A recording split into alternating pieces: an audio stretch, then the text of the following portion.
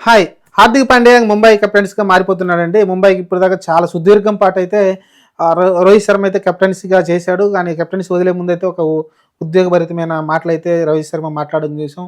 నాకు ముంబైకి ఉన్న ఎందుకంటే అది చాలా ఎమోషనల్ ఎందుకంటే చాలా బాండింగ్ ఉంటుంది. కెప్టెన్‌గా చాలా కొన్ని సంవత్సరాల పాటు చేశాడు అతనైతే. ఫస్ట్ మనకు గుర్తుంటే దక్కన్ చార్జర్స్‌కి అతను ఆడాడు యాక్చువల్‌గా. మన ఫస్ట్‌లో హైదరాబాద్‌కి ఆడడం చూసాం మనమైతే. ఆ తర్వాత ముంబైకెళ్ళడం, అక్కడ కెప్టెన్సీగా చేయటం, కప్పులు కూడా గెలిపించడం, వరుసగా కప్పులు వరుసగా 3, 4 సార్లు కప్పులు వరుసగా కంటిన్యూషన్ గెలిపించాడు కప్పులైతే. ఇయన్నీ చూసుకున్న తర్వాత సడెన్‌గా అయితే ముంబై కొంచెం డౌన్ అయింది. రీసెంట్ ఇయర్స్‌లో డౌన్ అయిపోయింది.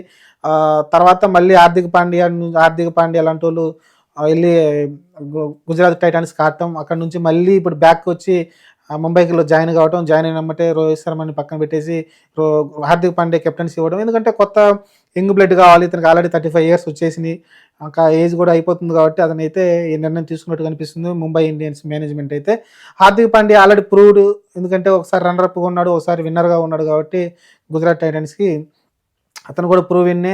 అంతకుముందు కూడా లాస్ట్ 2 ఇయర్స్ తప్ప మిగతా అన్ని సంవత్సరాలు కూడా మాక్సిమం హార్దిక్ పాండ్యా ముంబై ఇండియన్స్‌కి ఆడడం చూసాం. హార్దిక్ పాండ్యా ఒక పోలార్డ్ లాంటి వాళ్ళు ఉన్నప్పుడు మిడిల్ ఆర్డర్ లాస్ట్‌లో ఎండింగ్‌లో వచ్చి పెద్ద పెద్ద నాకులు ఆడడం చూసాం. అలానే పెద్ద పెద్ద టార్గెట్‌లని చేజ్ చేయడం చూసాం మనం.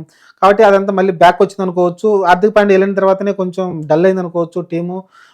తర్వాత మళ్ళీ ఇప్పుడు హార్దిక్ పాండ్యా బ్యాక్ వచ్చాడు కాబట్టి మళ్ళీ టీమ్ సాలిడ్ అవుతుంది అనుకుందాం. అలానే వాళ్ళు గ్రీన్ రిలీజ్ చేశారు. ఆర్‌సీబీ అయితే గ్రీన్ తీసుకోవడం చూసాం. ఇలా ఓవరాల్‌గా చాలా మార్పులు జరుగుతున్నాయి ఐపీఎల్ టీమ్‌లో. ఆక్షన్ కూడా రేపు 19 తారీఖున ఉంది కాబట్టి చూద్దాం. ఆక్షన్‌లో మరి ఇంకా చాలా మార్పులే జరగబోతున్నాయి టీముల్లో, కొన్ని టీముల్లో మెయిన్ పేర్లయితే. చూద్దాం ఓవరాల్‌గా అయితే మరి హార్దిక్ పాండ్యా అయితే ముంబై కెప్టెన్సీగా నియామకం జరుగుతుంది. ఇది ఫైనల్ అయిపోయినట్టే. రోహిత్ శర్మ కూడా మాట్లాడడం చూసాం ప్రెస్ ముందుకొచ్చి ఉద్వేగభరితమైన.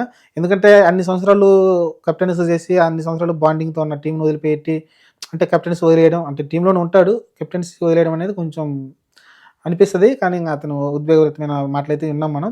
చూద్దాం ఓవరాల్‌గా అయితే మరి హార్దిక్ పాండ్యాని కూడా ఇంగ లాంగ్ టర్మ్ అయితే కొనసాగే అవకాశం ఉంటుంది. తనకు లాంగ్ లైఫ్ అయితే ఉంటుంది. అతను ఇండియాకి టీ20 కెప్టెన్ కూడా నెక్స్ట్ వరల్డ్ కప్‌కి చేయబోతున్నదైతే అర్థమవుతుంది. చూద్దాం ఇప్పుడు రోహిత్ శర్మ ఆల్రెడీ కెప్టెన్‌గా ఉన్నాడు. వన్‌డే వరల్డ్ కప్ ఆడడం చూసాం. అలానే టెస్ట్‌లు కూడా అతను ప్రస్తుతం కెప్టెన్‌గా ఉన్నాడు కాబట్టి చూద్దాం ఈ టీ20 వరల్డ్ కప్‌కి అయితే ఆ రోహిత్ శర్మని టీ20 వరల్డ్ కప్ కెప్టెన్‌గా చూస్తామా? లేకుంటే హార్దిక్ పాండ్యా మాక్సిమం అటువైపు వెళ్తున్నారు. హార్దిక్ పాండ్యా వైపే కెప్టెన్సీ వెళ్ళే అవకాశం అయితే కనిపిస్తుంది నాకైతే. చూద్దాం మరి ఏం జరగబోద్దో. దగ్గరకొచ్చింది కదా! ఐపీఎల్ జరుగుద్ది మార్చిలో అనుకుంటా. మార్చి, ఏప్రిల్‌లో. ఆ తర్వాత ఎమ్మటే ఇమ్మీడియేట్‌గా అయితే జూన్‌లో టీ20 వరల్డ్ కప్ ఉంటుంది. మరి ఆ టీ20 వరల్డ్ కప్‌కి అయితే ఆల్రెడీ సన్నాహాలు జరుగుతున్నాయి. న్యూజిలాండ్ తోటి, సౌత్ ఆఫ్రికా తోటి టీ20 సిరీస్ చూసాం మనం. ఒక మ్యాచ్ వాళ్ళు గెలిచాం, ఒక మ్యాచ్ మనం గెలిచాం. నెక్స్ట్ వన్ డేస్ ఉన్నాయి. ఓవరాల్‌గా అయితే టీ20లో అయితే ఇంకా చాలామంది ప్లేయర్స్ వస్తా ఉన్నారు, యంగ్ ప్లేయర్స్.